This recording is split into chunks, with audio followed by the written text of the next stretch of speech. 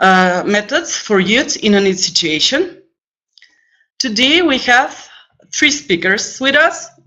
Jelena Batelic, just a second. Jelena Zoran Ilieski from Macedonia, and Tomasz Moleda from Poland.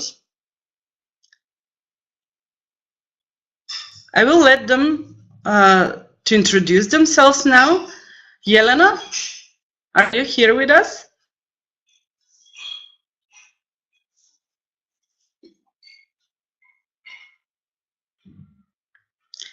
Jelena, could you please introduce yourself?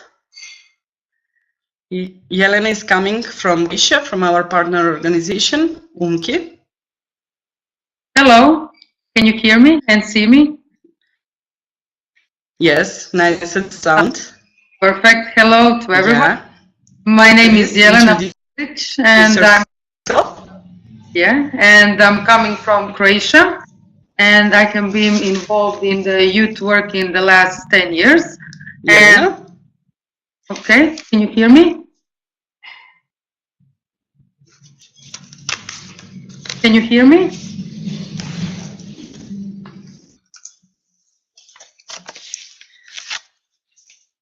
Okay. We have some technical problems with Jelena, probably. Okay, people are saying that they can hear me. Okay. Jelena, as I said, is a representative from UMKI and has significant experience in implementation of Erasmus Plus projects.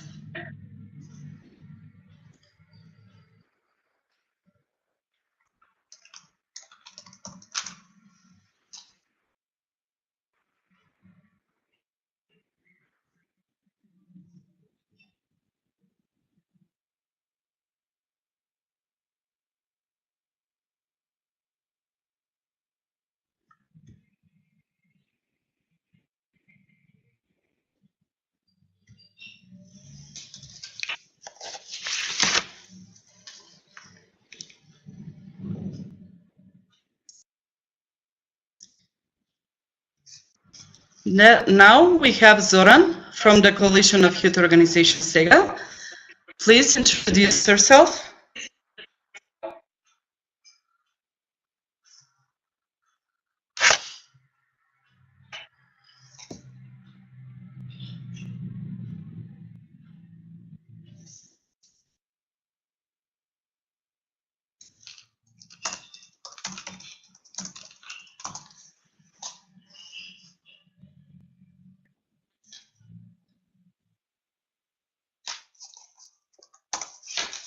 Hi to everyone. Hi, Zoran. My name is Zoran, and my pleasure to be with you on this webinar. I am the director of Coalition of Youth Organizations in the field.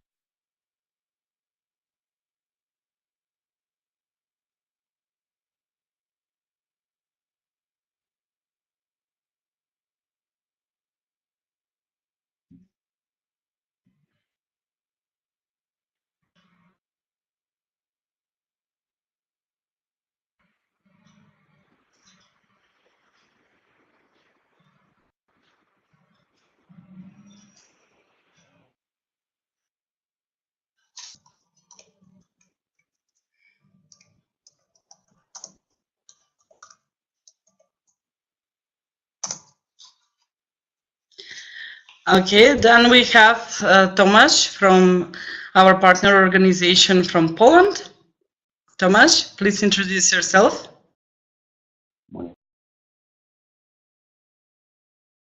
Okay, I think everything is fine.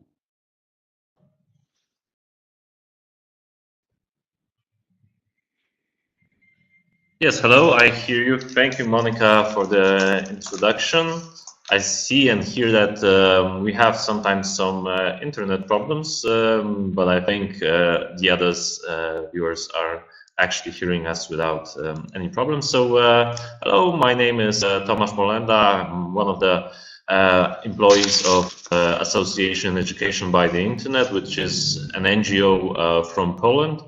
And we are mainly working in the field of education, also non-formal education and new technologies. And I will also speak to you today about different new technologies that can be used in youth information, and especially in youth information dedicated to NEET young people.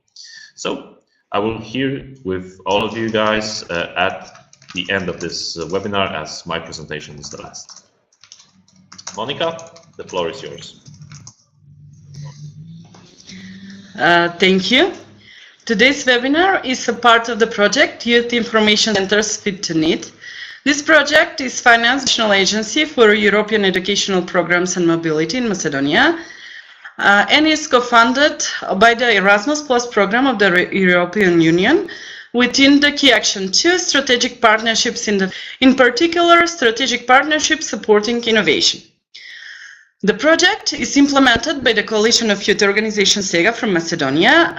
Then we have partnership with Udruga Regionalni Infocentar za Mlade Rijeka UMKI from Croatia and the Association Education by the Internet from Poland.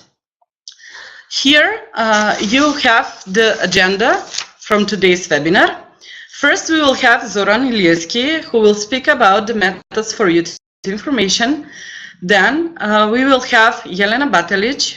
Jelena will speak about the methods for direct work with young people in the situation of need. And at last, our last presentation for this webinar will be by Tomasz Moleda, who will speak about the innovative tools and techniques for informing young people. After each presentation, we will have time for questions that you will address the presenters. And at the end, also we'll have some part for questions and answers session. And just a little housekeeping before we get started. If you have any questions during the presentation of each of our participants, of our speakers, please type them into the chat. I'll bring them up at the end of each presentation. And as I said, at the end, we will have time for questions for about 20 minutes to speak all of your questions and to answer by our presenters. Is this clear for you? If yes, please type in the chat. If not, I will bring this up once again. Okay, thank you. Then I think we should move on with our first speaker, Zoran Ilieski. I invite him to speak on the topic Youth Information Methods. Zoran, the floor is yours.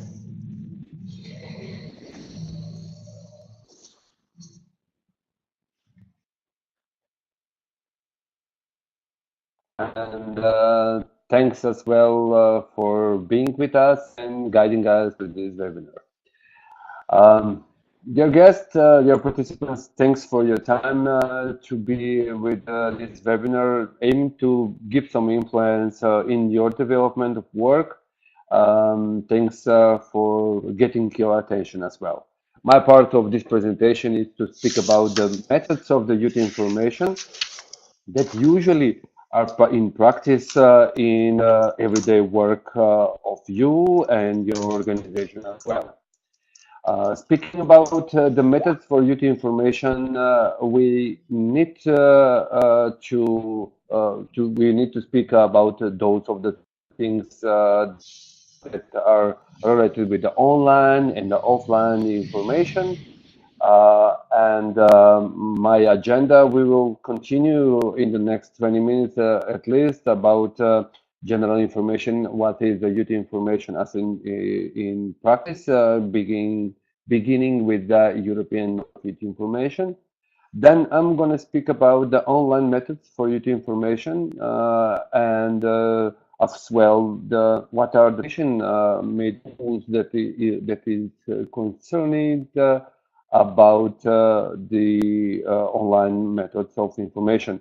Offline is almost usual way to be in touch with young people and how to bring the information closer to them. And at the same time, we'll finish the good practices of the offline information with one small video that we prepare just with aim to present one of the best practices for online information.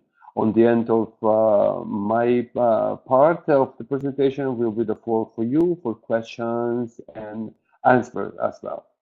Okay, let's go. What is the youth information from you or from me or for every people who are work and in this field, be in touch with young people and what to do that.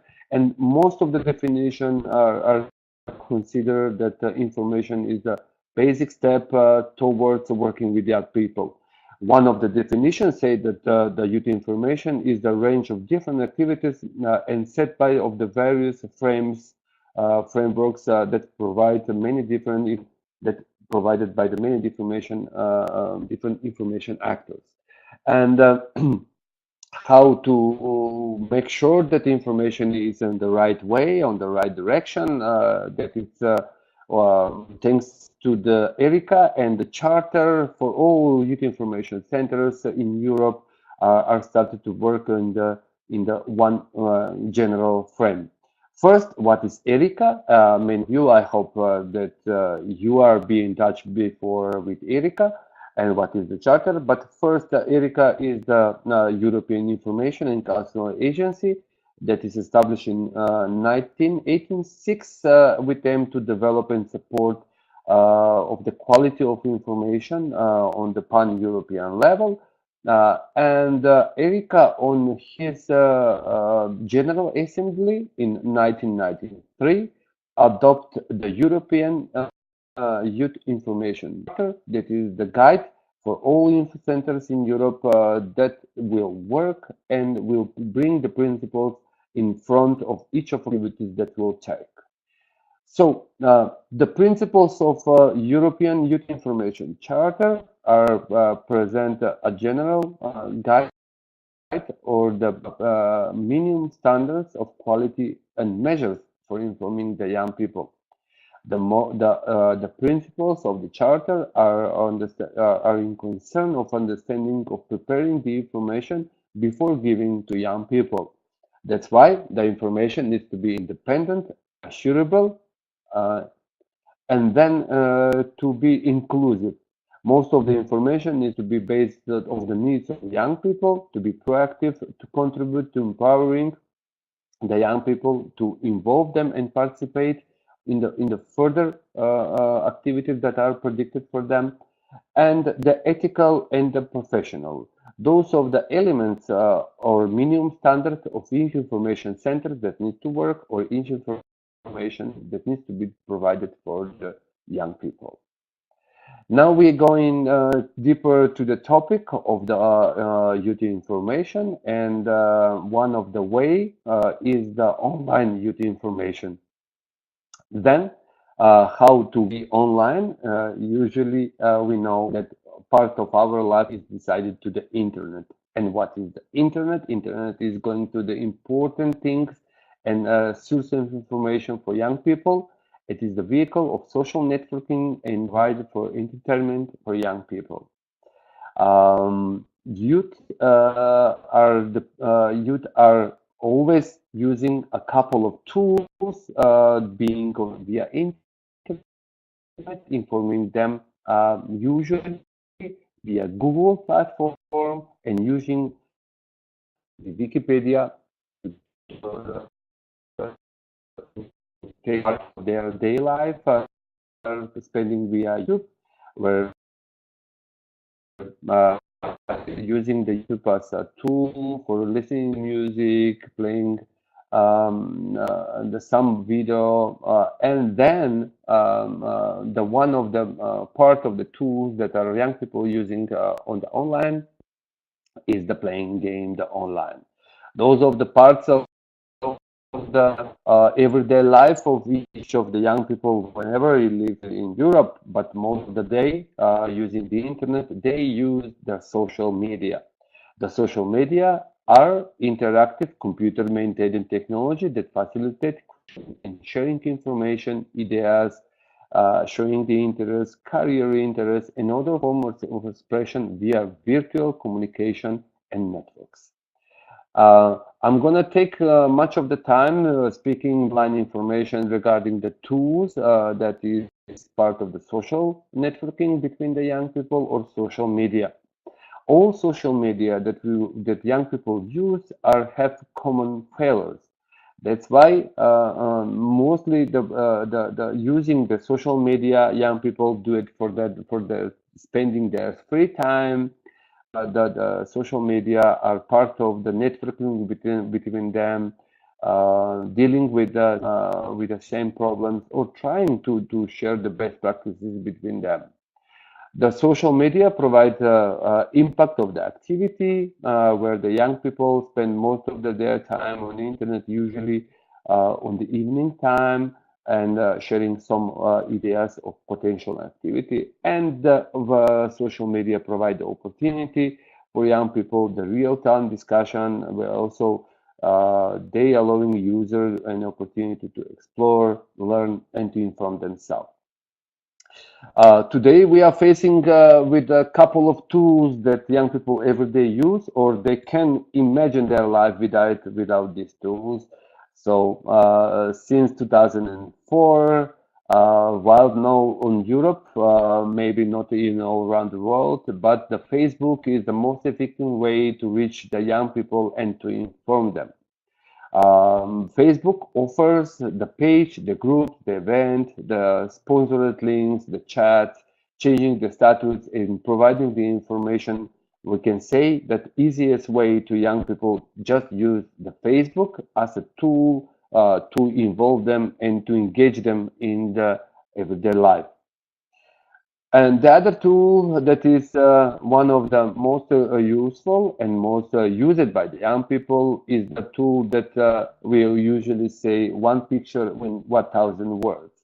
There's the Instagram. It's a photo and video sharing social network service that mostly is popular between the young people, and that is mostly fastable source and tools of sharing the information to provide it to the young people.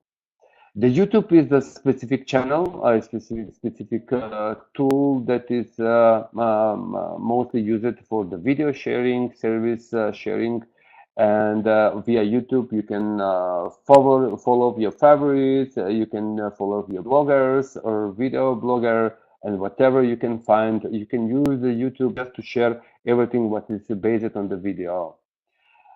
Not so much use it, but anyway, we always, when we speak about the information to the young people, we speak about how to inform them in the shortest way.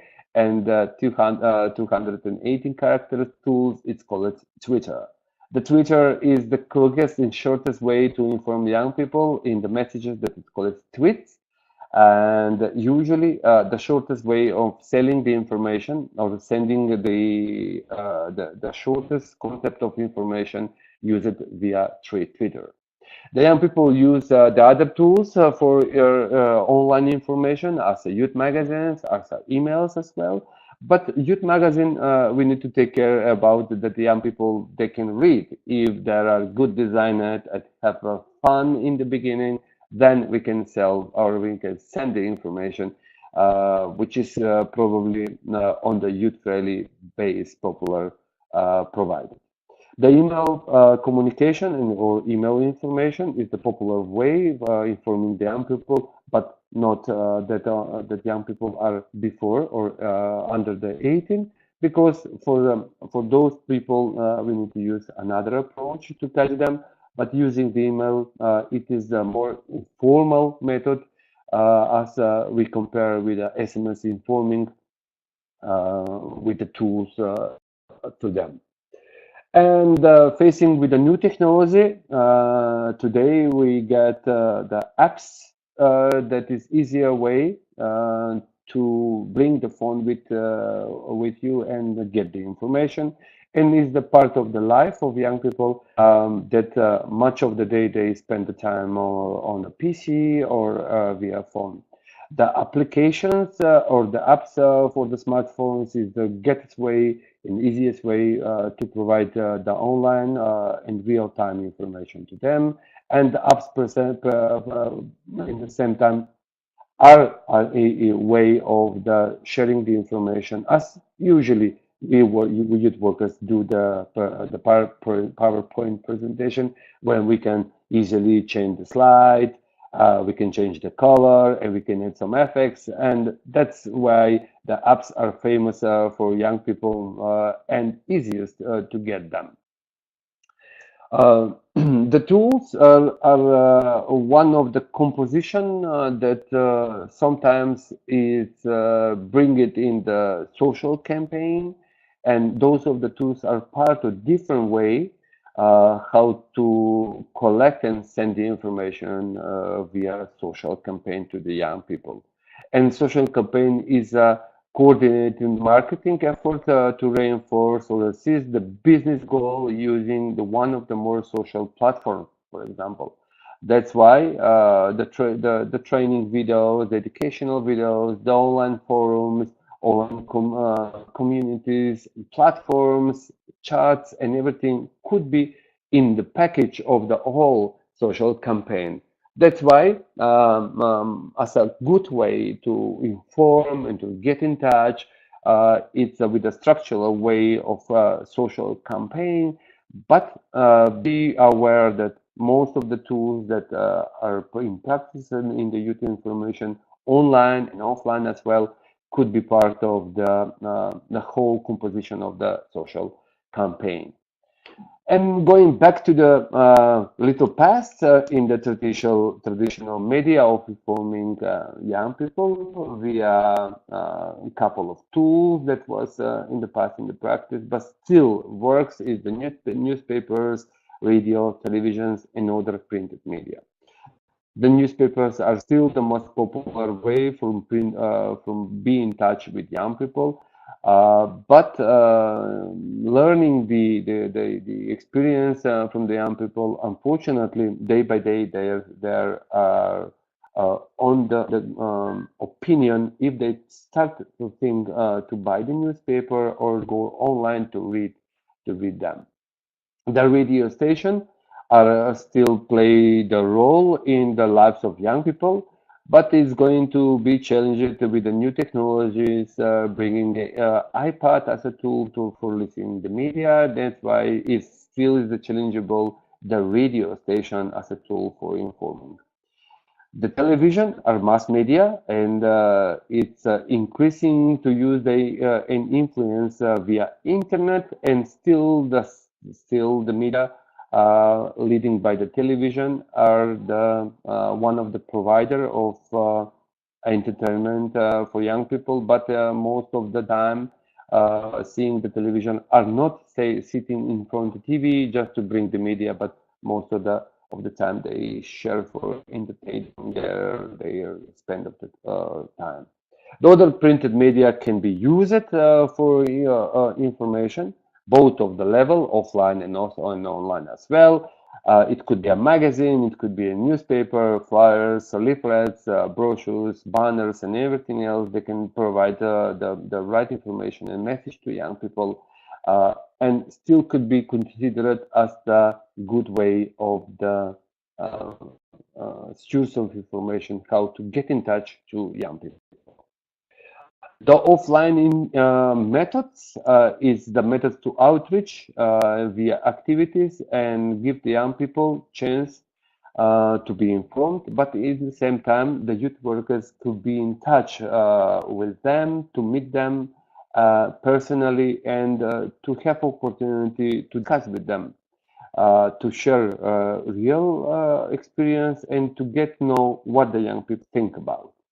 Speaking about the methods of the offline information for young people, most of the practice is the face-to-face method that that is one of the efficient way to inform someone and also to get a real feedback in the same time, and what is the need of additional request of information. Peer-to-peer method of youth information is still one of the famous to young people, because they're mostly trust their peers than the others. So that's why peer-to-peer could be a challengeable from the beginning. But in the future, The texting sometimes, time to time, could be used tool because most of the time young people are switching to texting as well. But we need to consider that the phone calls is most expensive than the SMS text, so that's why sharing the information via SMS text is could be a good for offline tools for informing. The live performance, I'm going to speak a little bit more about the way of the different approach, but the live performance are still often effective way to bring information directly to the community. The tenants as the communities is often regarding the different ages of the young people, and but provide an opportunity for direct contact with them and be in touch directly with young people.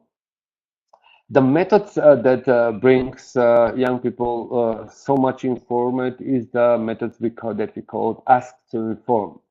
This kind of information meetings is where with the youngsters can be done in the school, for example, or in the city center, in the youth house, in the cafeteria, could be in your NGOs or your civil society organization, or the way which bring the information closer to them and in the center of their attention is the tool or way ask to inform. Guest speakers is one of the way how to be offline with young people and inform them. It's being guest speaker at the live event and promote your organization activities, and as well to inform them about the different opportunities and ways that is concern them. Open day with the influencers is the way to organize an open day where the influencer will share the information to young people, and it's the one of the goodest way to make them interested, way that they can be in touch with the influencer, but then share successful information to them. And now I'm gonna try to have a small video, like a 2 or 3 minutes video that presents the one of the way of the offline youth information.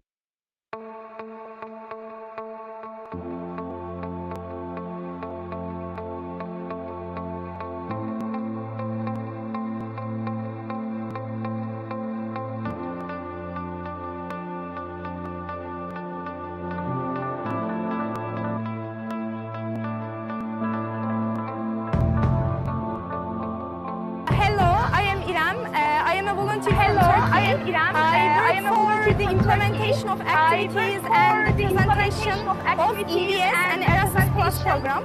I am very glad to be here, and I am very glad to be here people about the opportunities. I like contributing to these kind of activities. I love working with kids and teenagers.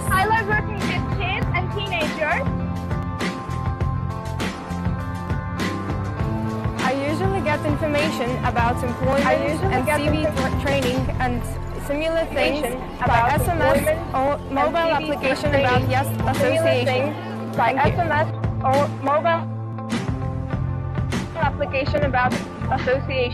Thank you. We, the young people, usually like to get informed about our opportunities. Me personally, I go to the organization and talk to the youth workers. They tell me everything that I need to know about the scholarships and youth exchanges. Please be informed.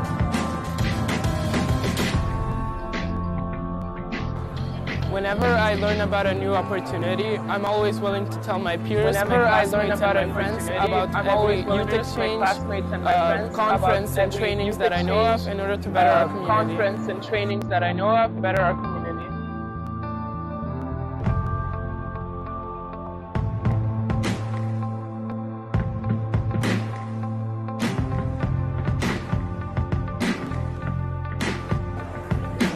now, I didn't know where to find the right information that I need about youth exchanges, about projects, and where to apply. But now I know the right place. I always go and visit the youth centers to get informed about everything that I need. To get informed about everything that I need.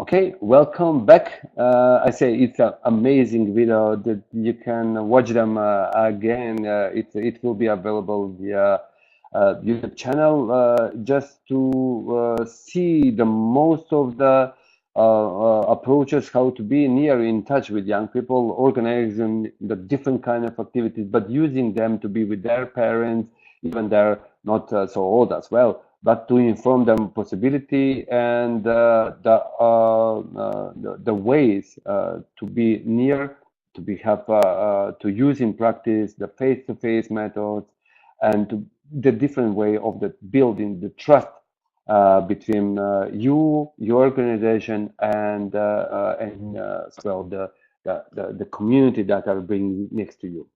Okay, I'm gonna just present a couple of more tools, and then I'm gonna going out of the presentational way of sharing and speaking with you regarding your question that you already write down. Thanks for your question. Back into the additional tools that could be used in the practice is the to host or to organize a free workshop.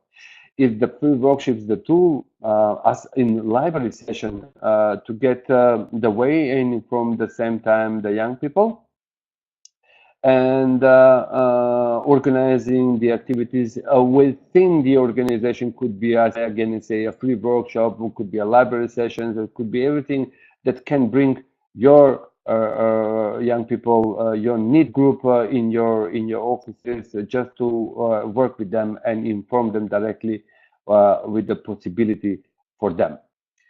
And the other tools that will be in practice as well, that we already usually do, is the free workshops and events that could be organized outside or inside within the organization. But it's the way to get in touch with event, for example, event manager, and ask them to organize some free workshops. And is the idea that you can give the youngster additional fun. Cafe bars and stands is the way to be present where the young people there, where they spend their time, and is the good way to build the methods to improve your methods of face-to-face discussion. Because again, I say the cafe bars are places where the young people sitting, spending their time chatting with them, and using the method of face-to-face is the best way to inform them, getting feedback for the information that we get from them. Career fairs is the additional opportunity where most of the young people visit them just to see the opportunities for their career development, but you can use it, the career fair, still as an opportunity for them to put your stand there and to organize free workshops them with the young people. Them even the terms of information are connected directly with the employment or career, but you can provide the information which is not necessarily connected with a job opportunity.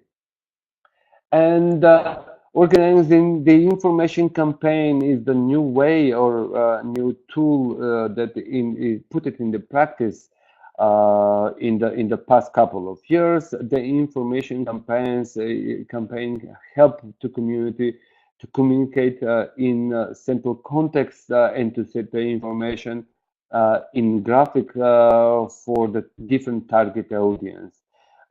Investigators and creators can have different approaches and can provide different messages to the different target audience, to development of strategies to affect the target audience and the different kind and different field of the community of the young people. You need to prepare your strategy, but with a certain tools that can be put it in the practice using the online and using the offline methods and ways. Now it's your time for the question and answer sessions, and I can continue to answer to your question. Thanks again, I say, for those that you already put it down in the chat room, and I'm gonna go.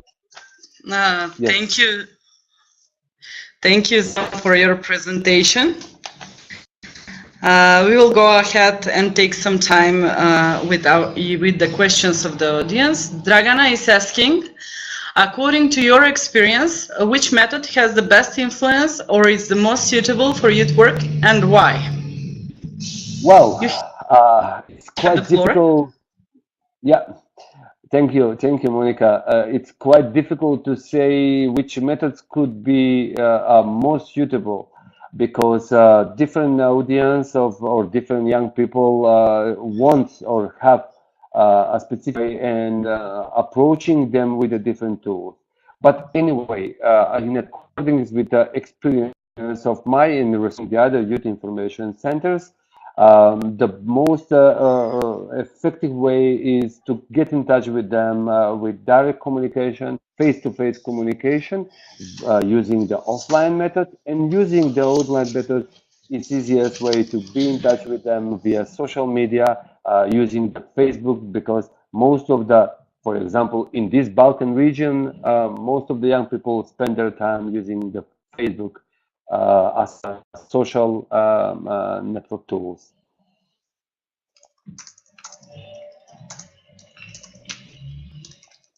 Okay, next question is what is the best? Caroline asks you, what is the best social media for youth information in your experience?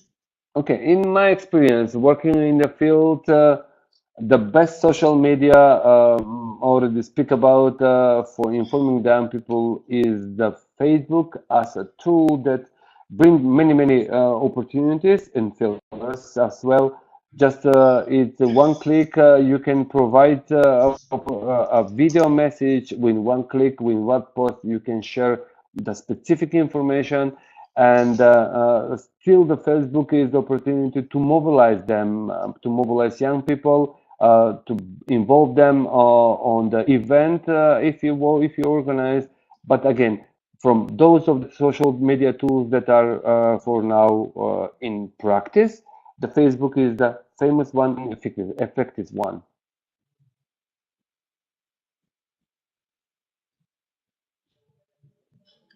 Thank you. Yep. And our last question for this part is from Maya. She wants to know, what do you think about the influence of traditional media in getting lower in youth information?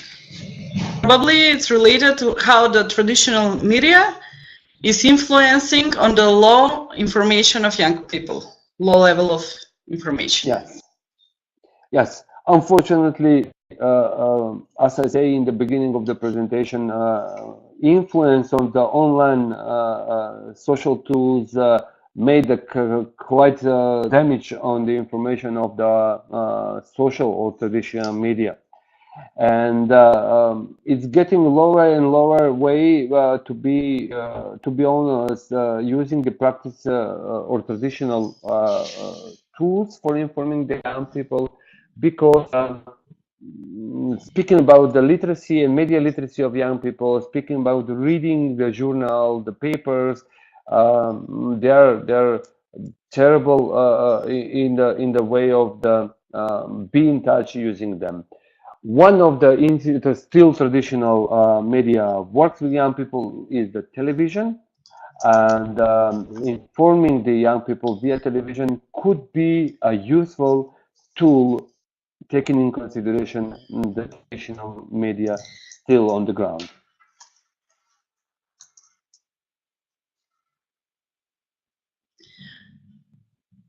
Thank you, Zoran. Thank you for your answers. I once again remind you that you can also have another that he will answer during the last session, questions and answers. At the moment, we have one question for you in the survey panel. Have you ever worked with people in NEET situation? You just click yes and no. You see it in front of you, and we will soon come back with the results. The question is once again, have you ever worked with people in NEET situation?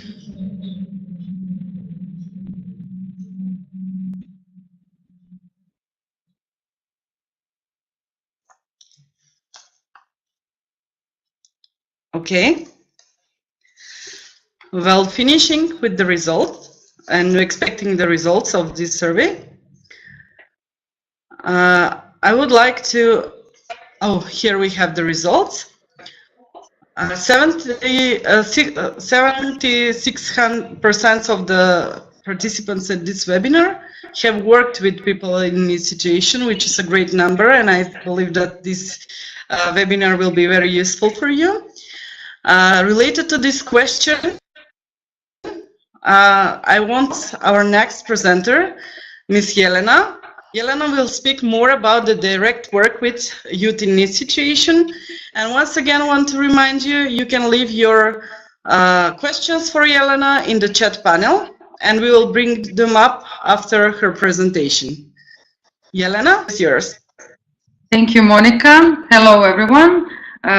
We had some technical issues before, so I just want to say good morning and welcome to this webinar. My name is Jelena Batelic and I'm coming from Croatia.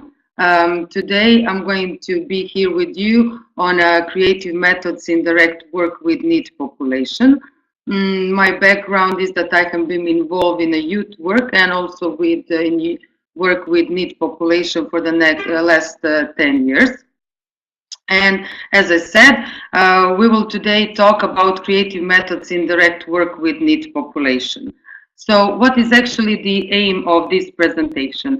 The aim of this presentation is the information on approaches in work with NEET young people, the first part, and the second part is on information for creative methods for NEET young people in order to boost up their skills and employability.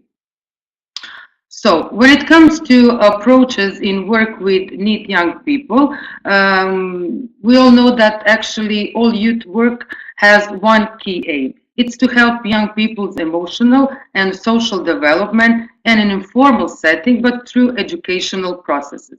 So actually the youth work is quite crucial. But before actually to start with all the approaches, we need to go back from the background and to understand the NEET population. The need of an additional indicator capable of capturing those young people who were not in employment, education, or training, it first emerged in the United Kingdom in the late 1980s as an alternative way of categorizing young people aged 16-17. And as a result of this change and the consequent emergence of this new group, researchers and government officially started to adopt new ways of estimating labor market vulnerability among young people. There are several categories of NEET that can be actually identified.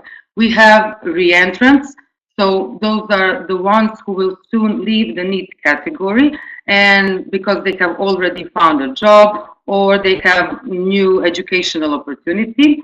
We have the ones who are short-term unemployed. So those are the ones who are unemployed less than 12 months. We have the long-term unemployed.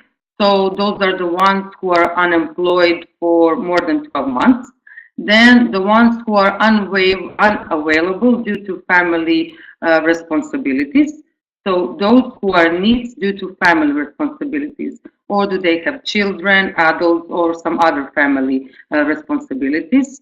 Then the ones who are unavailable due to their disability. so due to their own illness or some disability. Then we have discouraged workers, those who are in need because they do not look for a job or they do not think that any job there is outside for them. And other needs, those who are actually didn't specify any reason so that they are being needs.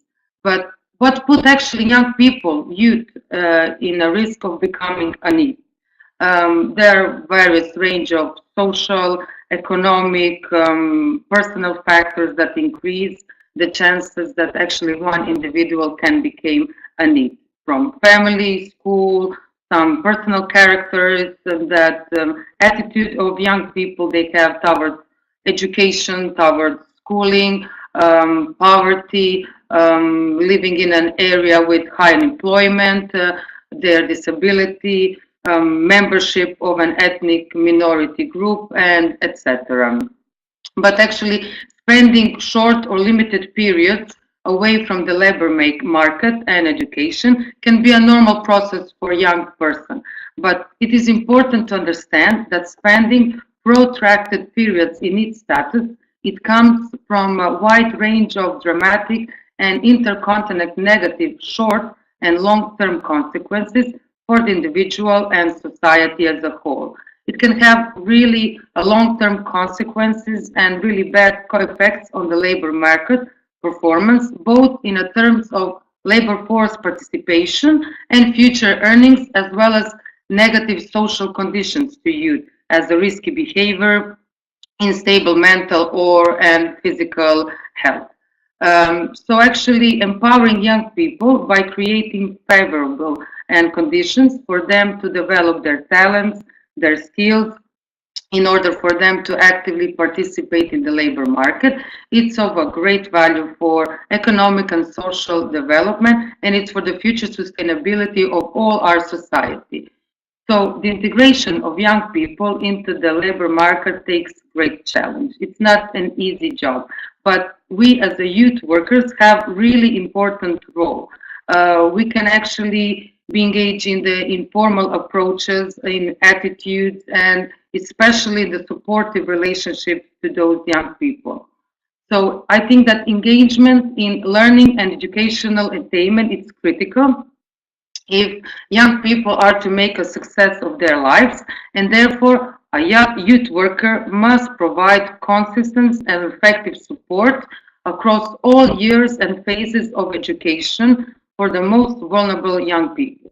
We need to aim to the sustainable education places with well-being support, with effective youth service for NEET population. And so here we are coming for the part and the importance of the role of youth information centers and the thing that they are providing, the mobility, the educational opportunities for young people.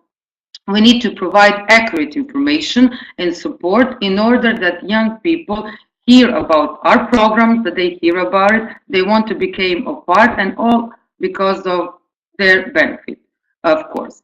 It is also crucial for youth workers to go outside of our centers, outside of a youth information center, to approach young people on the street, so on the place where young people are gathered, even if this is actually out of our working hours, but this is our work. This is really important because often young people do not come to the centers. They are ashamed. They don't want to ask for a help. They don't know how to approach us. But so I think it's really crucial for youth workers to go outside and directly approach to the NEET population. Another important thing is also the career guidance. It is crucial to support young people during transition periods, especially in the course or their educational career. And of course, not to forget to mention the importance of collaborative work among institutions who are working with and for young people, the benefits of organization working together and offering an integrated response to the needs of young people. It's of great value, and this needs to be well organized and recognized. So for the introduction of creative methods for NEET young people, so actually being excluded both from the labor market and education it leads to the individual risk of social exclusion and in engaging in negative behaviors. We don't want that for young people because this affects both individuals' well-being and relationship with society, as well as one person's feelings, one person's values, one person's opinions. So besides the approach with work with NEET population, created programs need to be educational, but also they need to be done in a fun way. They need to be done in some leisure environment in order to catch young person intention, to build interest to continue their education, to interest young people to learn and use the new skills. NEET young people need to be supported and inspired, but also aware of opportunities that they are outside for them, and also aware for the possible career ahead. When it comes for the creative methods in practice, I found, like through my work with NEET population, really great tool, art and graphic design, especially in reaching them effectively. We were talking before also in this introductory part about partnership and multidisciplinary working to provide different programs, educational programs done in a fun, leisure environment, and also with working in close cooperation with other institutions, other NGOs from your local community, which is really great thing also is to include local artists. I'm sure that all of our communities have local artists that will be really thrilled to help, and also to include other young people. So we have found really crucial in my job peer-to-peer education. So not only like youth worker jobs, but also peer-to-peer education. And this all leads to participation in a positive activities. Or they're going to be local people, local activities, and it's going to be maybe recognized better, and we will have more and more NEET young people coming and actually want to influence on their life. This leads us to the best case practice implementation, and also developing and encouraging access to participation of NEET population. Creative artworks, and when it comes to this part, like in practice, it actually offers excellent opportunities to engage with young people, and especially with those ones who are not attending school, not attending education. So actually the art projects can be the only service that they can actively engage with. So the art has an important role in moving young people on to re-engage with other young people's services as a pathway to education, employment, training, or to other services in health, or providing sustainable routes to young people who can be inspired by this an art activity, and it can also offer the development of other skills. Which is really important, it's those for one seeking routes to the creative industry. Then these creative methods are really great for them. And what is really important here is the quality. The quality, it's like a critical factor in successfully delivery of creative projects. It is important that facilitators are skilled, that facilitators are experienced, that they are providing accurate information, advice, but really important part also support to young people. The crucial thing and the factor itself for this kind of activities is that they need to be immediately engaging, not that like lots of talking, and it needs to be really for young people immediately engaging. Like, and of interest of young people, it's also that it's done in a small group and with a range of practical support. Why small groups? Like if you're like doing within a big group, then not all young people will feel comfortable to ask. Not all of them will be able to speak in front of the big groups. But if they consist in a small groups, then they will feel more confident, and especially like with the youth workers support and facilitators, this can be really, really great. Activities based on non-formal methods in practice that focus actually on this art, they offer an excellent environment to increase for these young people the confidence, the self-expression, the creativity, and enables them to widen their opportunities. To just think that they have realize that they have the big potential inside of them, and it leads to the career aspirations.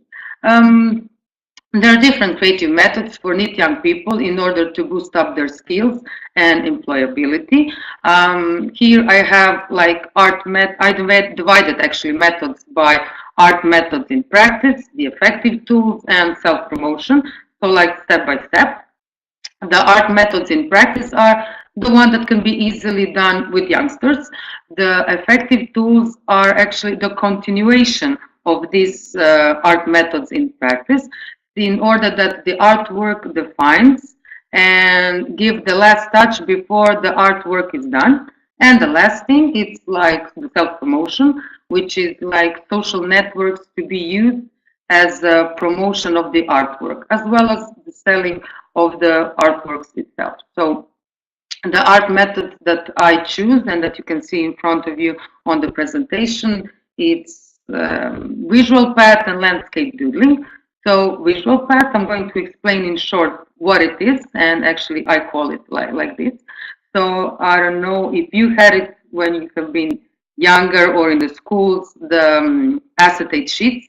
So I don't know, we have in schools in Croatia before the acetate sheets in which the teacher was actually drawing or writing some text and then put it on the machine, and then it was projected on the screen. Today we have projectors, so we don't use that anymore, but still we have acetate sheets that can be really cheap, bought in libraries and where stores where material is bought.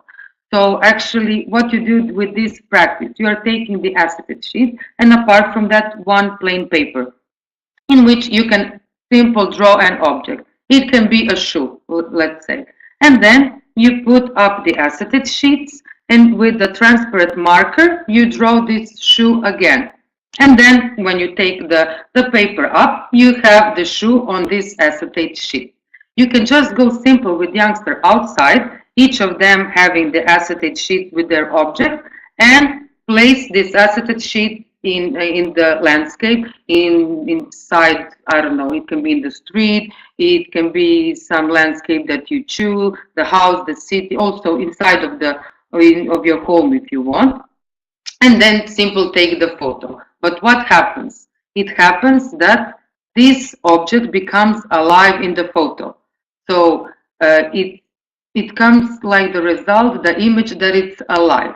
And then what can you do with it? You just simple transfer the photo on your computer, choose one of effective tools that I'm going to talk about a little bit later, and just you're going to use it in a way to make a unique poster, flyer, cover, visit card, or any other promotional material, and the work is done. Simple as that. And there is no need to spend so much money. You can just simply use acetate sheets, and with this acetate sheets and using your cell phone, create amazing artwork. The second simple thing as well, it's called landscape doodling, and it's like also simple. You're taking one paper and you're drawing, you're going outside, let's say in the street, and you see some building, and you're drawing the outlines of this building. And then this building you divide in several corners. In each corner you do your own patterns, and then the picture is done. And this done material can be used as a textile pattern. It can be used as a color page. It can be used with making some more materials, and it can be really used also as a visit card, just by adding again with some effective tools that I'm going to talk about now. So actually you can see that these are really simple tools that you can do with youngsters and that can be really, really effective, and there are no need to have some special skills. So the youngsters who come to your workshops or to these kind of activities, they don't need to have some special skills. Anyone can do it. I have been doing it with young people in NEET Situation in London. I have been doing it also here in Croatia, in different kind of trainings and workshops and activities, and it always works. It really, really works. From the second effective tools, So after you do this first part, as in design with visual path or landscape doodling, you can take also some effective tools such as Snappa, which is really great and simple to create online graphics. It can be used for social media and it's easy to use. So no need to special skills or some previous knowledge. And another one, which is called Be Funky. And it's also a photo editing tool that makes design easy. So actually it can be the final touch of your artwork that you did with young people. And the last part is the self-promotion. Nowadays, the self-promotion is really, really, really important, but also it's important to know how to use them.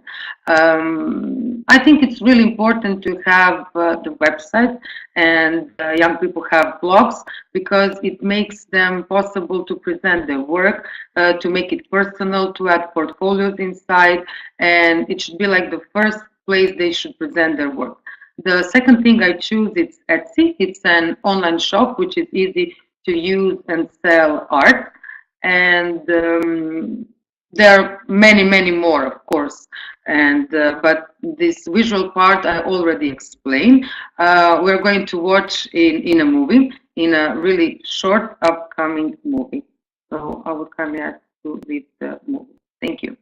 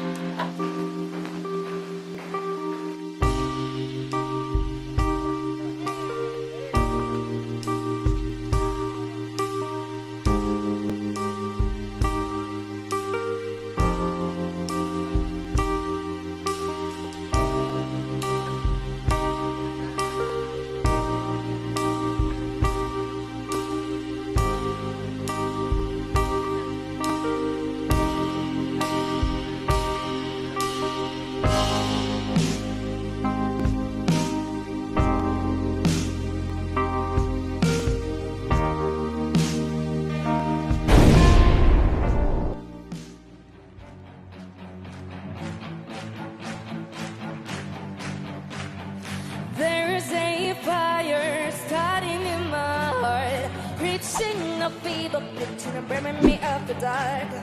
Finally, I can see your crystal clear. Go ahead and tie me in the alley, your sheep there. See how I leave with every piece of you. Don't underestimate the thing that I will do. There's a fire starting in my heart, reaching a fever pitch and bringing me up the dark.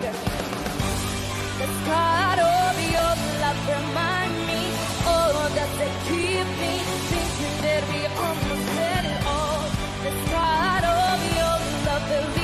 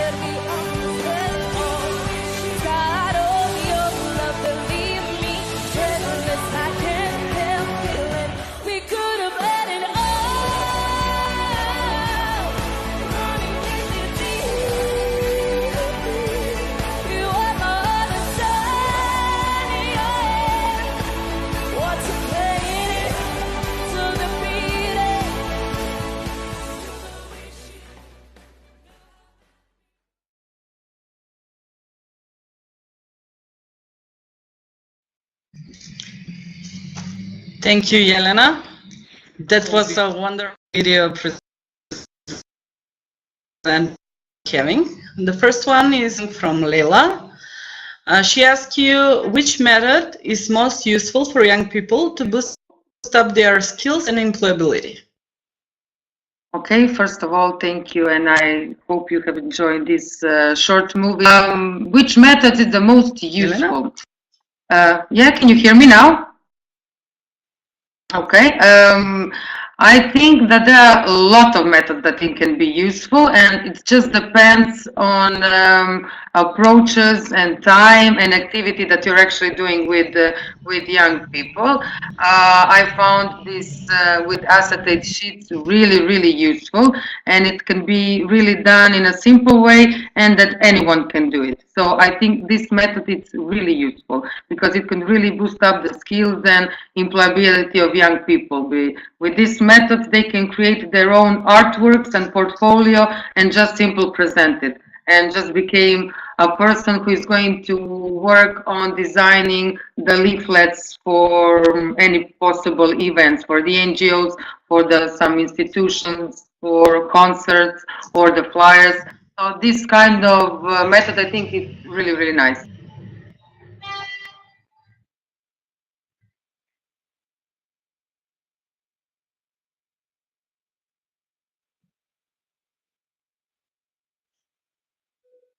Okay, and the second question was Caroline, the favorite creative activity. Other question for you, and it's similar to the one that she posed to Zoran.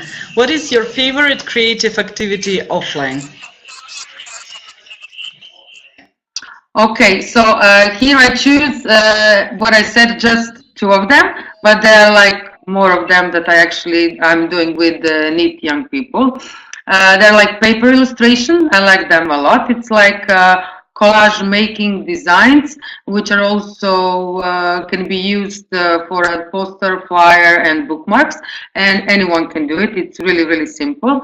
And there is another one beside this paper illustration. It's fabric art, as I'm like by profession and fashion and textile designer. I really like the fabric art, and it's like creating an art photo with collage and fabric textiles that can also be used as a fashion material, as a pattern for promotional, for a fashion drawing, fashion photo, for a designer book. So I found it really cool as well.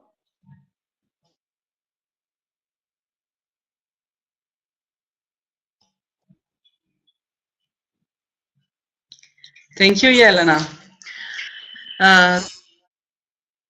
Thank you for your question related with the social media tools.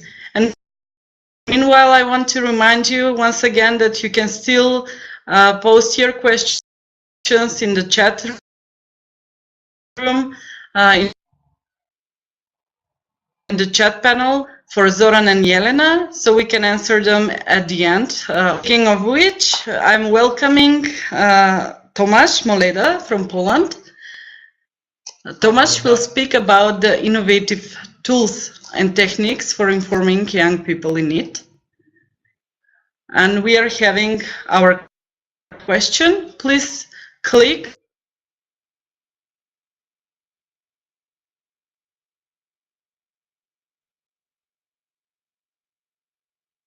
what kind of social media is the most popular social media? Hi.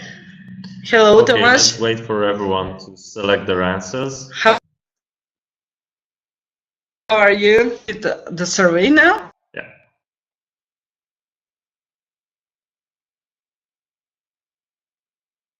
Yeah, okay, let's wait.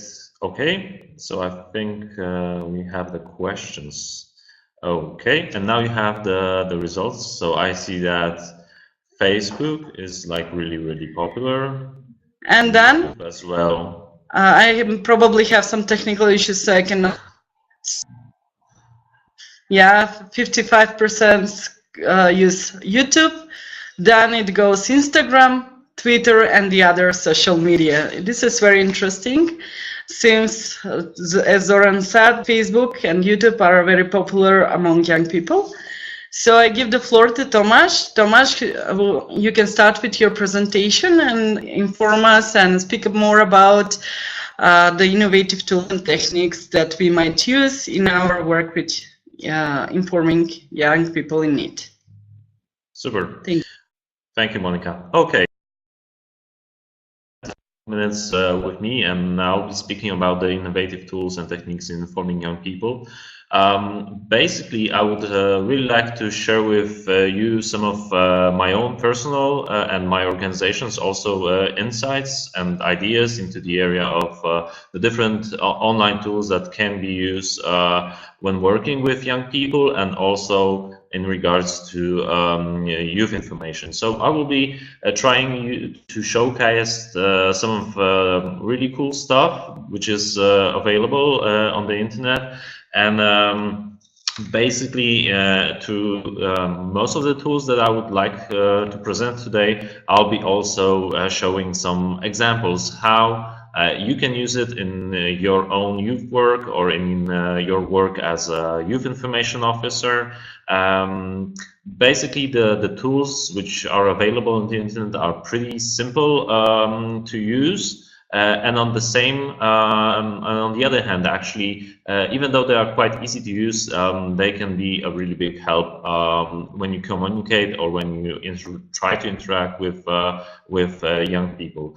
So I'll be focusing my presentation on that. And to start off, I'm pretty sure you are quite aware of the issue because it was mentioned by also Zoran, for example, during today's webinar, that young people are really using the internet quite a lot, and young people, we can call them like really heavy users of the internet, and there are like various reports and statistics about how young people are using the internet, how much time do they spend on the internet. And right now on the slide, you can see one of the reports, one of the statistics that I brought out over here, and you can see here how much time actually young people spend on a daily basis using the internet, like 2 hours before or after the school, and it increases to over 3 hours also during the weekend. So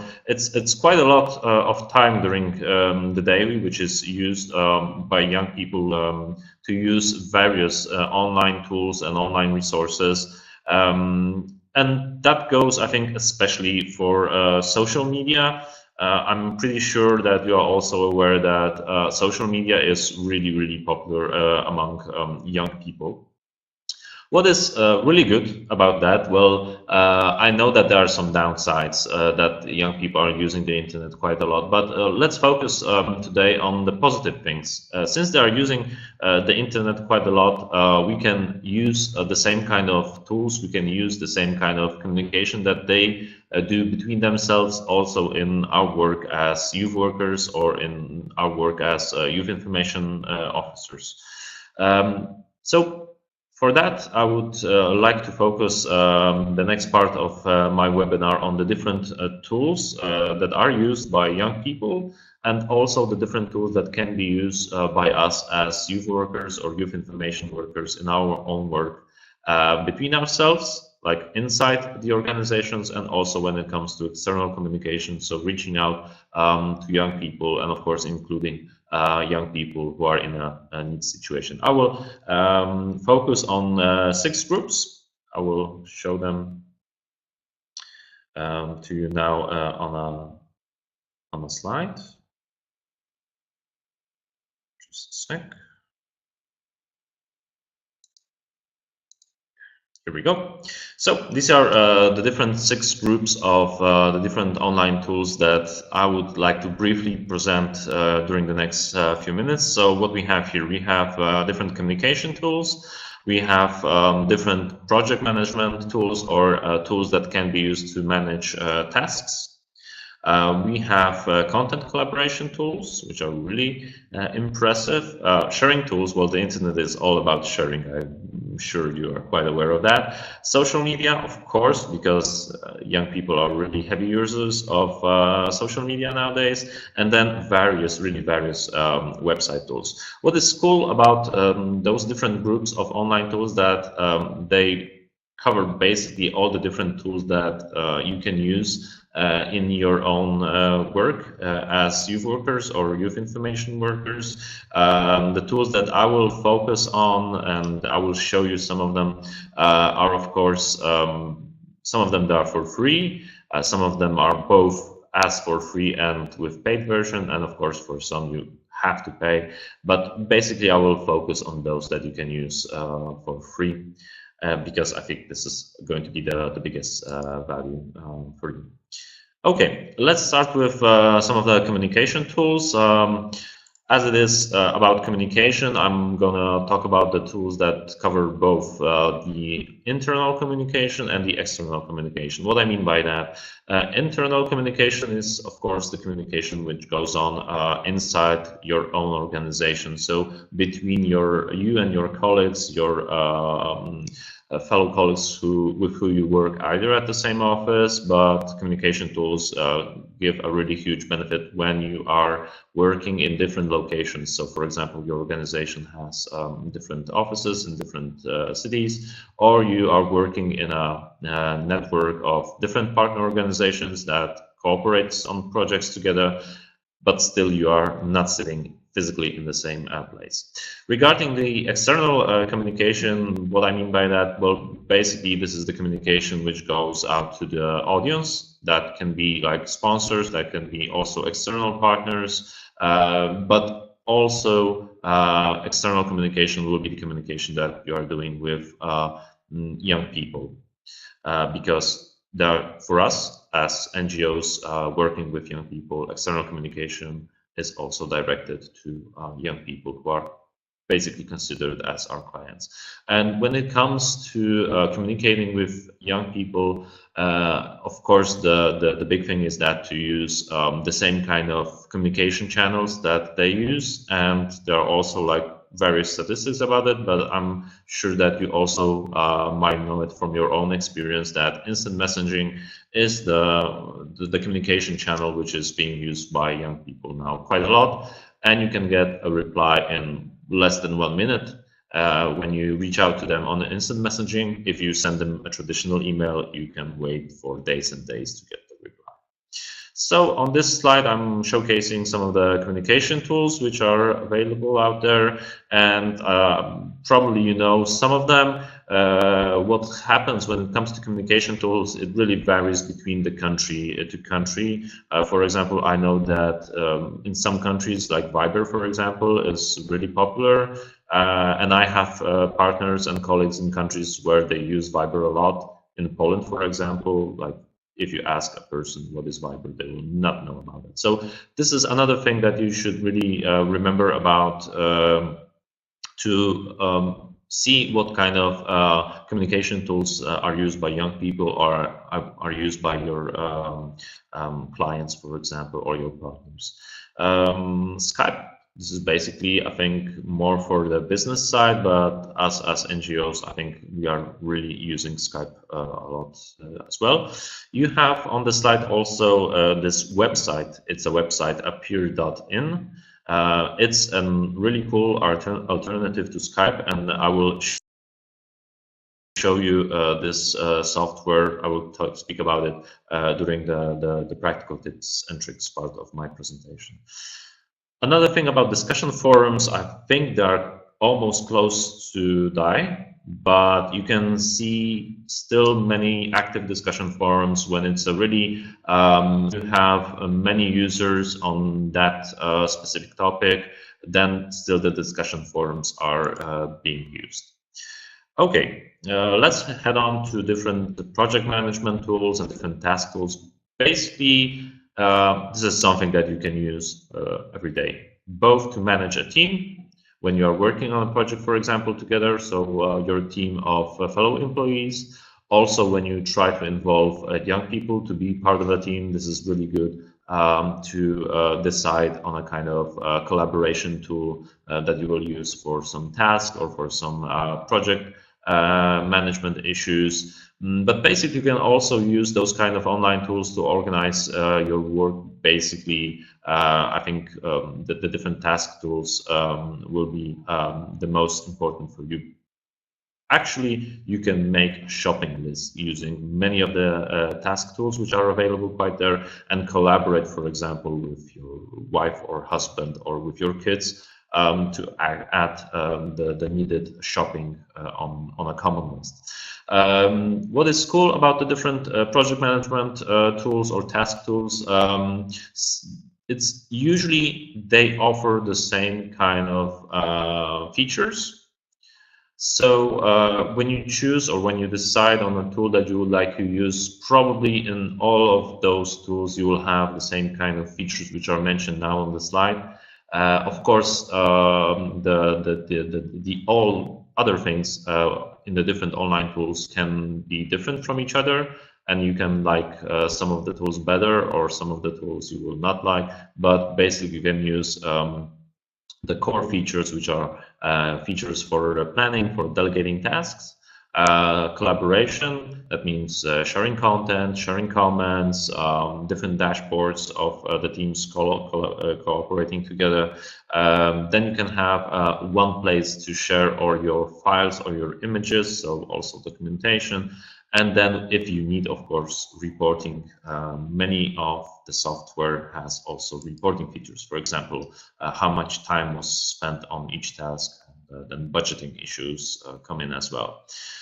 Here you have the different project management tools or task tools which are available out there. This is not a fixed list. There are plenty more of them. I'm showing you right now some of the tools that, for example, I've been using in my work right here at the association, or in also my other works in the past, or in the startups, for example, where I've been involved. Some of them, they are quite expensive, for example, Basecamp, but tools like Trello, they're offered also for free, and really the free version of Trello is really impressive. This is why I'm going to highlight this, this basically a website as well, but basically it's a really complex tool in the second part of my presentation. Then we have content collaboration, and basically content can be anything what you are producing either by yourself or with your team members, or in your direct work with young people. Content can be everything. It can be an image, it can be a blog post, it can be a post for Facebook, different application forms. This is really when it comes in handy. And you work on this kind of content alone, it's fine. It's no problems. You can use basically a different, a standard word editor. But when you need to collaborate with other people, well, you can have some really problematic obstacles. So for that, you can use the different content collaboration tools. I will mention them on the next slide, of course. But let's remember about one thing. Working on a content with more than one person, so more than yourself, it's really good in terms of enriching the content. So the content really can grow, it can evolve. It's because people have different ideas. So when they collaborate together, they can comment their different ideas to the content, and it really is enriching for the content. But also different problems can happen. Some examples are on how you can do content collaboration. For example, it can be content co-creation, and this is for youth workers. Usually we are working in projects and we are writing application forms, and when you are not doing it only by yourself, then a content collaboration tool is really good, because you can share the same application form online and you can work on it together, and you will not lose any content because someone clicked a save button and someone did not click. Stuff like that really happens. I'm pretty sure that you have this kind of experience. Another thing is that when you work directly with young people, for example, you can set up a list of resources that are available for them, and this kind of list can be also edited by them. So on this slide, you can see some of those content collaboration tools. I'm pretty sure, for example, you know Google Docs. Prezi is really popular also, but I'm mentioning also some of the other tools on this slide. I really encourage you to try them out. Like Flipboard is amazing for getting some ideas about content collaboration as well. That goes for Medium as well. If you are interested in having mind maps, MindMaster is really also good for that. Then we have sharing. Oh, I think this is going to be really short because we share a lot on the internet, like every day. That goes for file sharing, that goes for link sharing, but also you can use the different sharing tools, for example, to share our calendars or to decide on a common date. For deciding on a common date, for example, websites like doodle.com is really impressive. And when you need to share a large file which doesn't fit as an email attachment, then, for example, you can use some of the tools which are listed here, like Dropbox or Google Drive or OneDrive, or there's also WeTransfer for sharing links and for making them quite short, so more easier to remember. You can use, for example, Bitly. So sharing is a really huge group. And let's go to social media tools. Having social media tools to manage your tools is really, really essential. It's quite easy to write a Facebook blog, a Facebook post, and publish it. Basically, just using the Facebook app or in your web browser. But it gets a bit complicated if you want to have also those kind of posts, for example, on Facebook, which will really attract your audience. So people will start to like, start to share, start to comment. It's not easy with just a standard text. Maybe a standard text with an image is better. Standard text with a video, oh yes, that's really good. So to enrich the content which you share on social media, you need the right tools. To pick up some topics which are trendy right now on the internet and use this kind of virus marketing, you need tools. So having the right tools, even if you are not like the social media ninja, so a really professional working only every day and you know all your working hours on social media, if you are not that kind of person, but still you manage your own, let's say, branded website, either of you as a person or you as an organization, I would really recommend you to start using some social media tools. I mentioned some of the ideas when social media tools come in handy, and there are plenty of social media tools. So let's group them into a bit more smaller groups. So we have of course, management tools. With management tools, you can plan, for example, your posts ahead, so you can mark them in a calendar and they will automatically be shared on various social media channels. So if you are using like Facebook and Instagram, you can do it automatically. There are also some visual media tools. So I've mentioned that having a video or having some images, they boost up your post. You have some insights. This can help you to monitor what is trendy right now on the internet, and then create a content for your, for example, Facebook or for your Instagram page, which is somehow relating to the current trends on the internet. Of course, you need to analyze what kind of posts are good for your website or for your Facebook. So analytic tools, internet monitoring, promotion tools, automation tools, those are the other groups that you can use. Here are some of the tools that you can use, and basically they cover all those groups. I really encourage you to try some of them. There are some of them that are really fun, like for making animated GIFs, you can try Giphy. And if you want to monitor, for example, the reputation of your organization as a brand, you can use, for example, brand 24. And just the last group to mention are website tools. And in website tools, I mean both tools that are helping you to build actually a website. So you can build a website without any coding knowledge, without any coding experience. You don't need to write a single line of code. You can basically drag and drop and either do it on the web browser or have a software which is installed on your computer and make the website. Or there are different tools which can enrich your website, and that goes both for the visual side of your website, so you can have like different calendar integrations or image galleries, but also if you need to analyze or validate something, there are tools for search engine optimization to test the speed of a website, also to validate the HTML which is behind it. And over here you have some of the cool tools which are available. I'm pretty sure you might know the tools from Google, but I would really recommend you to try, for example, TalkTo, which is a really cool chat which you can integrate on your website and answer questions of people who are right now live on your website. Also, a cool tool is stormup.com. It's a tool to make a static website editable in your web browser, so you can basically edit your web browser by yourself. You don't need a webmaster, you don't need a programmer or a developer to change anything in your website. Okay, that was the 6 groups.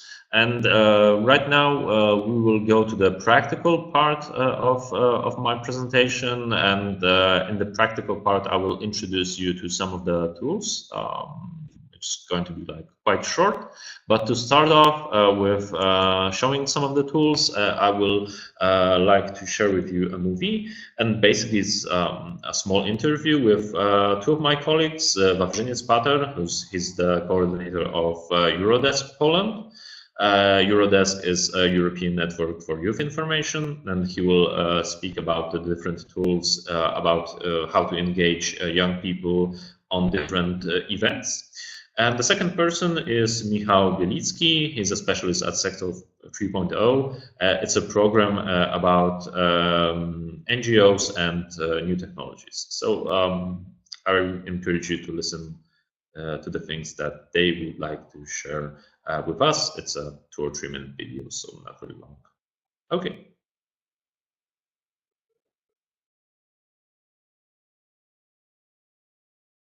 Hello, I'm Wawrzyniec Pater. I'm working for the National Office of Eurodesk in Poland. What tools would I recommend when working with young people? Well, recently I have become a big fan of all the tools that enable greater involvement of the participants, of the audience in trainings, workshops, presentations. This is possible due to new technologies, due to the special tools that exist on internet, and due to the simple fact that young people have mobile phones, smartphones with them, and they're usually not allowed to use them during at school, for example, but we can use them in formal education.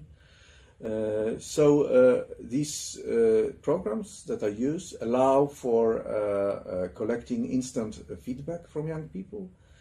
For example, they allow for voting, for quizzes, for brainstorming, for puzzles, and for example, for evaluations. So the programs I would recommend are quizzes, Quizlet, Kahoot, Mentimeter, Answer Garden, Padlet, and many more. Each is different, each serves different purposes. For some of them you have to pay, some are free, but for sure they're worth getting familiar with and learning more about them, because they are very, very useful. So try to use them, and good luck.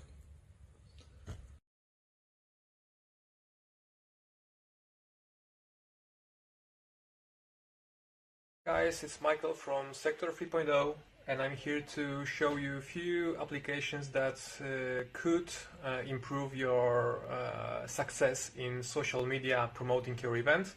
I have only 90 seconds, so let me start. First of all, Facebook. Everybody knows Facebook. The most underrated feature is, of course, Facebook statistics. So remember to check out this function. The next one is Twitter. That's also pretty obvious, but if you use Twitter, you should definitely check out TweetDeck. If you don't, please do it immediately. It's the best app and my favorite app from all above. Instagram, remember about Insta stories. It's very important to make an Insta story for your followers, especially when you organized a big event. The next one is LinkedIn. LinkedIn is very important for the business partners, and when you are searching for sponsors, for example, Buffer is an app to coordinate all the above. So check it out. You can do all the stuff, all the posts from the one place, so you save a lot of time. Brand24 to analyze your content and to check out who likes your post, how big is your reach in social media, and so on. Remember to make an interesting content, so GIFs. When you're making GIFs, try giphy.com. You can make it very easily by yourself via internet. So, and at the end, it's maybe not for the promotion, but in the communication inside your own team. Slack is the best communication app that you could use in your team. So check it out also. Thanks a lot, and have a good time during your webinar. Bye.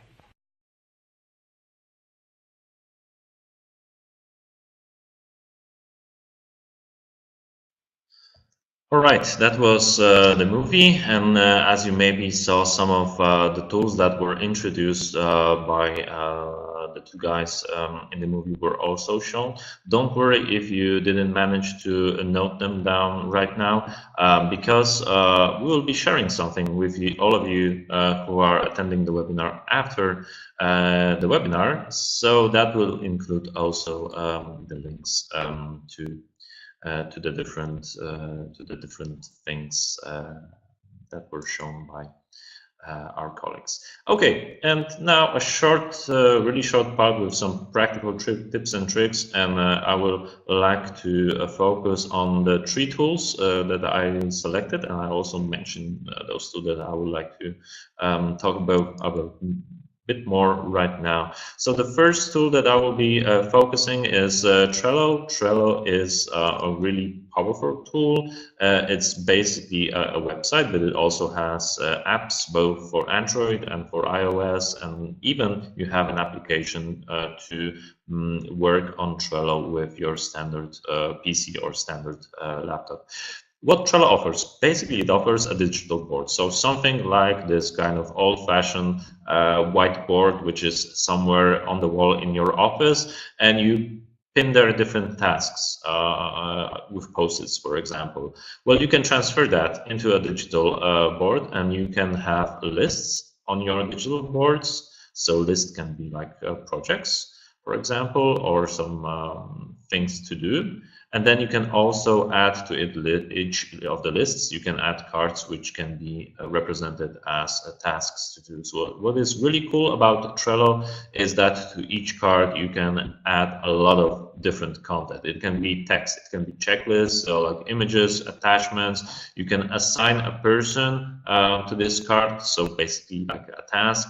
You can add different colors, notes. So really it is a powerful tool. What is really important that almost all of the features that you will need to use in your project management or in your task management using Trello are included in the free version of Trello. This is one of my really personal favorite things to manage projects.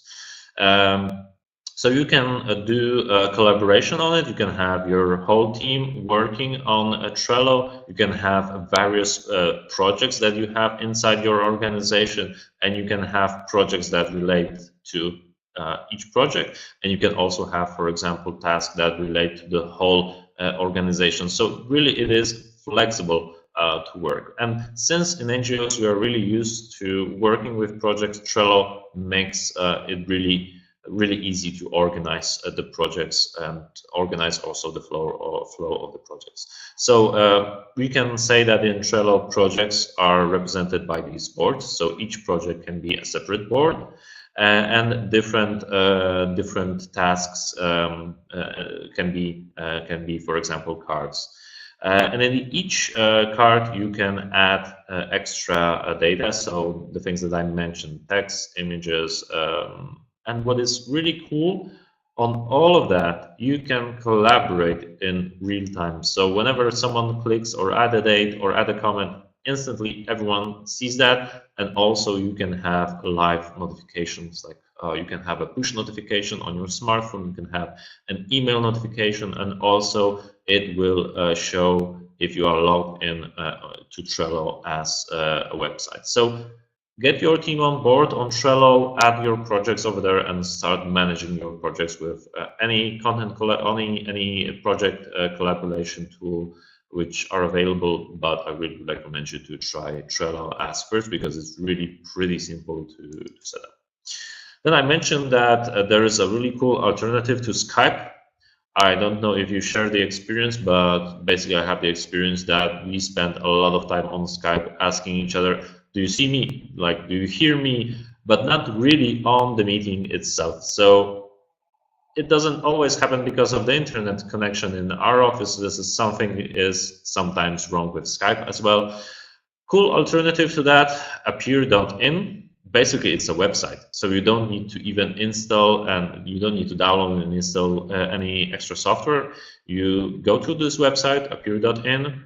You, as, let's say, the owner of the room in which you will meet, because you need to start a room, you need to have an account, but you can invite other people just by sharing a link, and they don't need to have any account. So just one account, and all other people can join into a meeting room.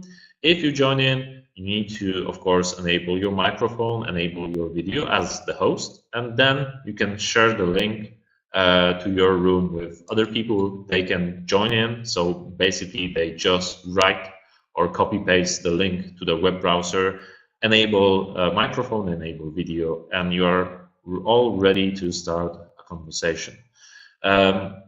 What is cool about Appear.in, it's also a free website, a free tool to use. Of course, it has limitation. As far as I remember, a maximum of 4 people can join into a conversation at once if you have the free version. But if you need more, of course, then you need to pay. And one more tool that I would like to focus on right now, it's a tool to make movies. So sometimes, and maybe some time ago, it was really hard to make your own movie, because you needed software, you needed camera, you needed some experience, knowledge how to do it. You needed some skills, a part of the software, a part of the hardware as well. Right now, there are many platforms on the internet, and this is one of the platforms which are available, which you can use to create your own video. And what is really good about this video, of course, it is also offered as a free version. And in the free version, you also have a lot of possibilities. So you have ready content on the platform, which basically you drag and drop, you edit, you change colors, you change text, you can add different like photos, animated styles, inline, live scenes. So really a lot of features are available for free. And what is really important about these kind of tools, you can share the created content online. So you can make an animated movie, and you can make an explainer video, you can make an animated infographic, or just like a standard animation, and then share your production. Like after a couple of seconds, you finish editing it, for example, on YouTube or on Facebook, and all of that is really for free. So that was the last tool which I wanted to showcase, and Just one thing, I'm pretty sure that Monica will say that in a couple of minutes at the end of the webinar. We will be sharing with all of you guys a manual which was developed by the 3 speakers today, so also by me. And inside the manual, what I would really recommend you to see for my chapter, let's say, I added a much more detailed presentation with practical tips and tricks about 11 different tools which are offered on the internet for free. Some of them you might already know, or you might already been using them, but I'm pretty sure that some of them will be quite new for you. And really, I encourage you to try that. So you'll get a manual by email. Maybe not today, but in the coming days. And really, I would encourage you to check out the things that we've prepared for you. And then I will hopefully see you using those different tools, because you will see a clear benefit both for your work and also for the work with for your direct work with young people. That's the things that I wanted to speak about today. You have my email, and if we have some questions, do we have some questions? Yes, we have some questions. Or we can start with the questions, if Monica, if that's okay for you. Yeah, thank you. Presentation. We have some questions for you directly from our participants. The first question is from Velin. Velin wants to know, to your opinion, which of the mentioned applications are most used by the youth? Yeah, well, it's pretty obvious. Of course, all the different instant messaging tools. I think Messenger is like #1 right now, and then other different instant messaging tools are, you know, popular in some countries and in some countries not. But I think right now, in terms of instant messaging, that would be Facebook Messenger. And I really encourage you as youth workers or youth information workers to start communicating. If you are not doing that right now, start communicating with the young people that you work with just using instant messaging. Forget about emails. It's really not, it doesn't work for young people right now. A part of the other things, well, that was mentioned, as far as I remember, by Zoran as well. Of course, YouTube. My experience with YouTube is that young people, when they start searching for information on the internet, for me, I go to, for example, Google. When I look at young people, how they search for information, they go as first to YouTube. So if you are fine in producing content, video content for YouTube, well, you have one of the tools that I've mentioned right now. You can make cool movies using these tools. This tool. Start also addressing YouTube as a communication tool with young people. So instant messaging, #1, Facebook Messenger, and then I would say YouTube. Thank you. Georgina wants to know which project management tool is most used. Oh, I don't Interesting have the, question. yeah, I don't have the statistics, which is the most popular, and to be honest, I don't know if those kind of statistics are available on the internet. But I would say that for sure, project management tools are really used right now. I mean, both for big companies, but also smaller companies see the benefits of using project management tools, and also for our work in the youth sector or in our work as NGOs, I think we should also start using project management tools if we don't use them right now. Once again, a question related with project management tools. Agata wants to know which of the project management tools can you recommend or you use yourself? Yeah, I've mentioned that I'm a huge fan of Trello. Trello, the one that I presented quite shortly, with the board and with the cards and with the different tasks that you can add over there. It's pretty simple to use. It's for free. It offers many features for collaboration. So I'm using Trello myself. I recommend using Trello to everyone. If you don't have a huge budget to use some of the top players in terms of project management tools, start with Trello. If Trello will not be enough for you, then maybe you can switch to, for example, to Asana. Asana is a really also cool project management tool and collaboration tool all in one. It's a bit more harder to start with Asana because it's quite more complex than Trello, but maybe start with Trello. If Trello will be too limited to you, try using, for example, Asana. If Asana is not for you, start paying for Asana. If Asana is not in the paid version, not enough for you, then probably Basecamp will be the one that you will need to use. Thank you, Tomasz, for your answers. I think that we exhausted the questions for the moment for you, but I know that there are a lot of other questions left unanswered. I first need to apologize, we're running out of the agenda for the moment, and I believe that you could spend more of your time and to continue with the question and answer session. If yes, please let us know if you're available to stay a couple more minutes, just to answer several more questions dedicated to Jelena and Tomasz and Zoran. Are you okay with this? Yep. Yes. Yeah, I'm okay. Thank you. The others as well. Thank you. We start to receive feedback from our participants, so we will continue shortly with several questions. First question is for Jelena. Alexandra wants to know, where can we find more info about street youth work? Okay, more info about street youth work can definitely be found on Youth Wiki, which is like an Europe online encyclopedia in the area of national youth policies. Then you have like a Salto toolbox. Probably in Salto there are a lot of things about street youth work and the methods.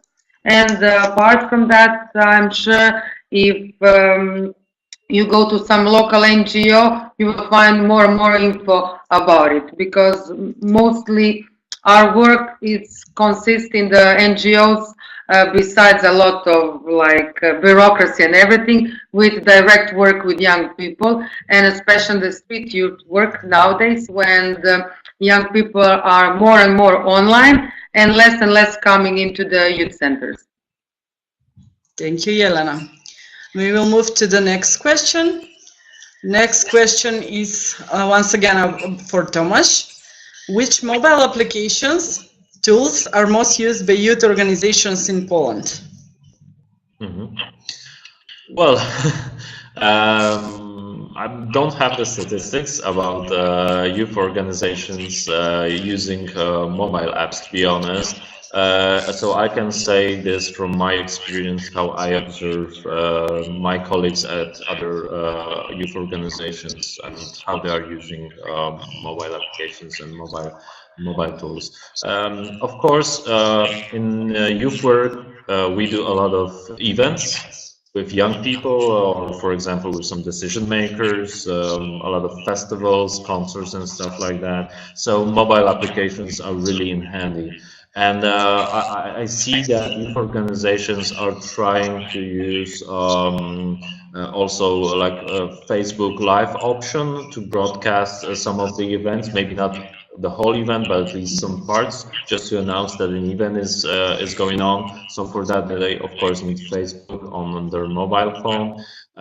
This goes the same when they're advertising on Instagram. You can make an Instagram story, you can add pictures live from the event. So of course some of the people need to have Instagram on their mobile when they are present at the event.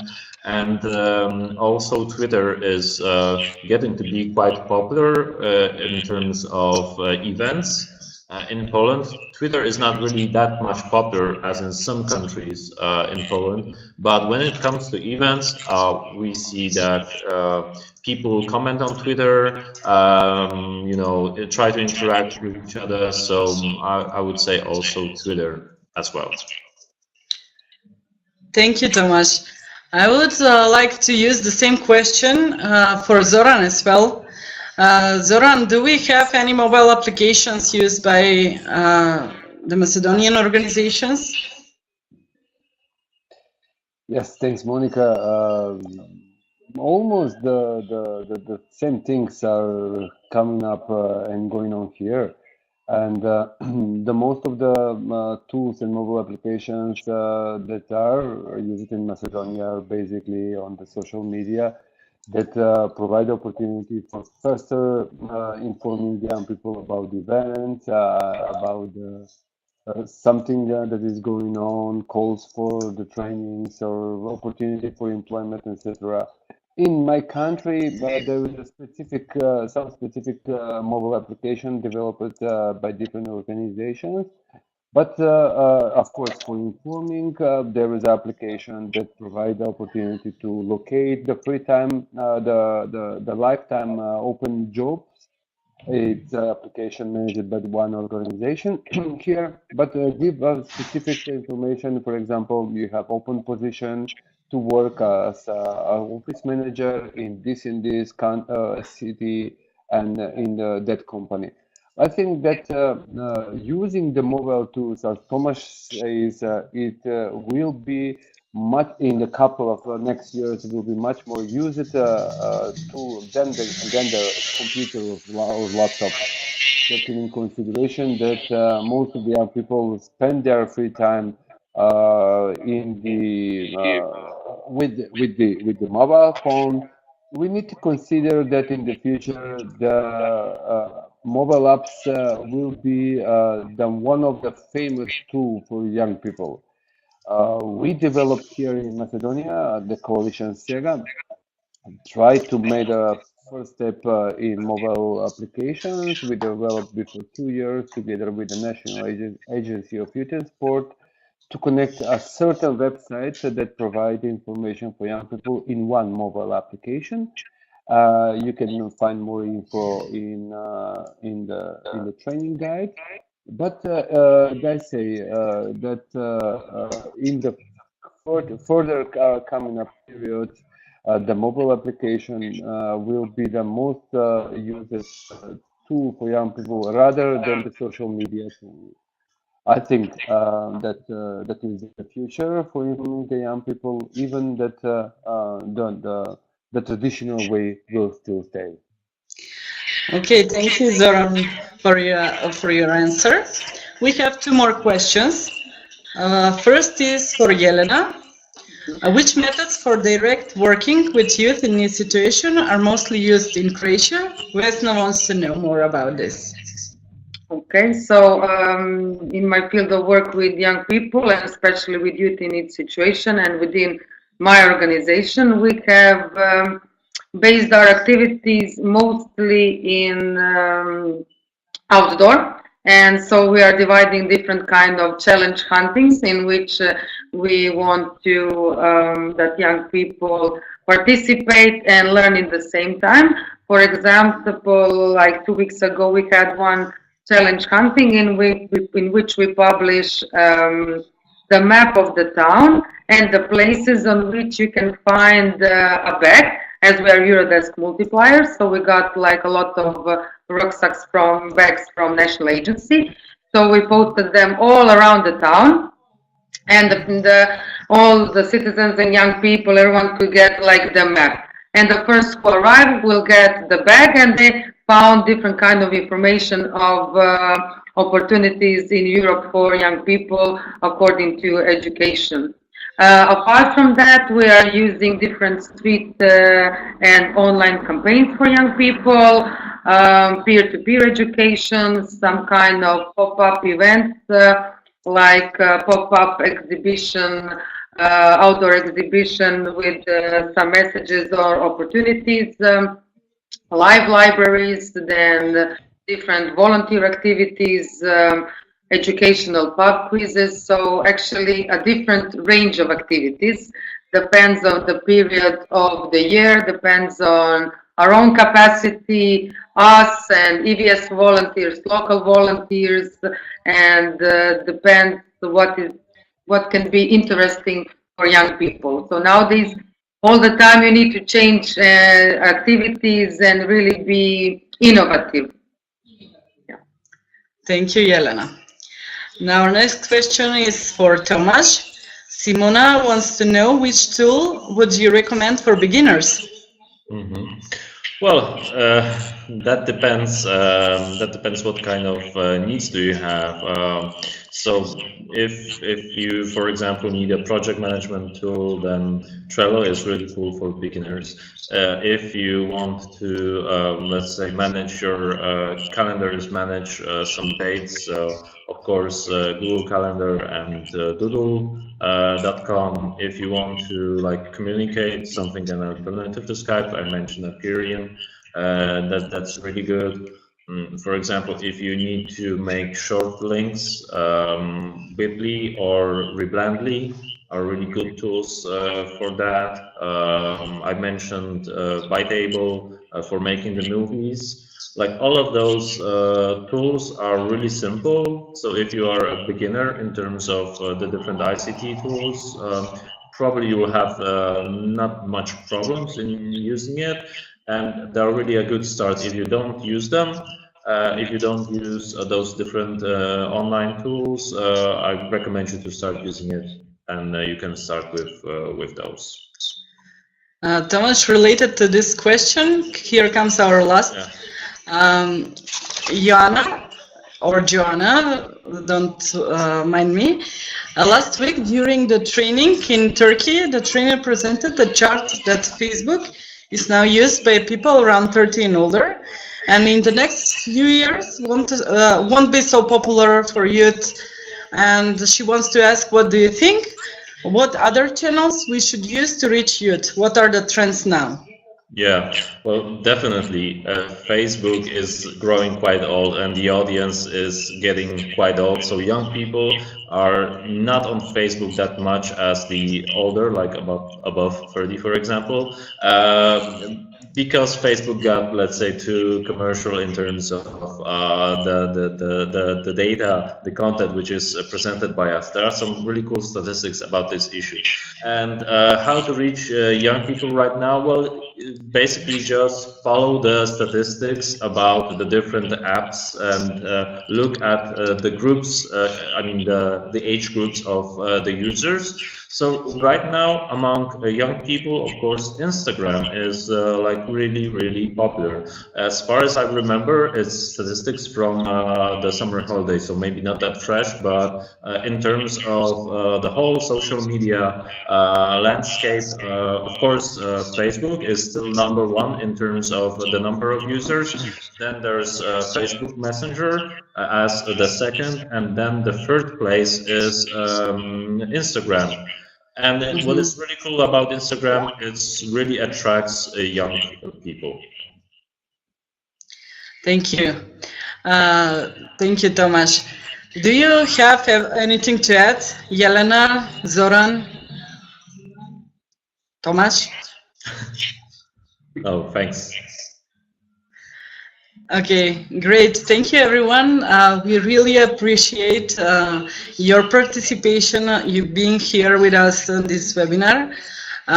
Thank you also, Jelena, Zoran, and Tomasz, for your presentation and sharing your knowledge and expertise with us today.